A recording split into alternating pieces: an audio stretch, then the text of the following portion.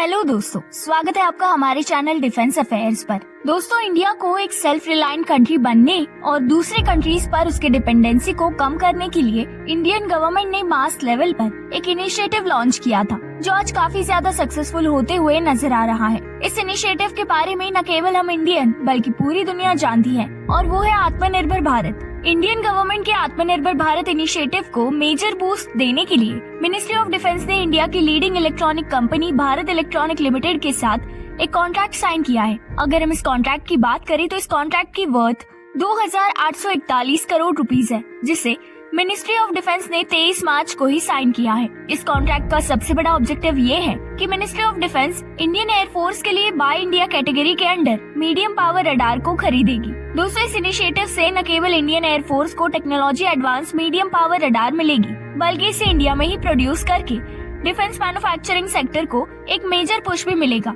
अगर हम in medium power radar की बात करें तो इसे इंडिजिनसली डेवलप और डिजाइन किया गया है, जिन्हें खुद defence research and development organisation ने बनाया है। अब इन रडार को भारत इलेक्ट्रॉनिक्स लिमिटेड मैन्युफैक्चर करेगी। इसी को लेकर इंडियन डिफेंस इंडस्ट्री ने ये बताया है कि इंडियन एयरफोर्स ने ऑलरेडी इसके सक्सेसफुल ट्रायल को कंडक्ट कर लिया है। अगर हम मीडियम पावर रडार की बात करें तो इनका नाम अरुधरा रखा गया है, और ये radar 4D multi function faced अरे रडार है, जिनमें इलेक्ट्रॉनिक स्टीयरिंग लगाए गए हैं। ये रडार एरियल टारगेट को डिटेक्ट और ट्रैक करने के लिए खास तौर पर बनाई गई है। वहीं डिफेंस मिनिस्ट्री ने ये भी बताया है कि अरुधरा मीडियम पावर रडार में टारगेट आइडेंटिफिकेशन कैपेबिलिटी भी लगाई गई है, जो आइडेंटिफिकेशन फ्रेंड और फो सिस्टम पर बेस्ड है। इंडियन डिफेंस मिनिस्ट्री ने भारत इलेक्ट्रॉनिक्स लिमिटेड के साथ इस तरह की 129 रडार वार्निंग रिसीवर के एक्विजिशन के लिए कॉन्ट्रैक्ट साइन किया है। दोस्तों, ये तो पक्का है कि ये मीडियम पावर रडार और warning receiver Indian fighter aircraft के इलेक्ट्रॉनिक वॉरफेयर को कई गुना बढ़ा देंगे। इसके अलावा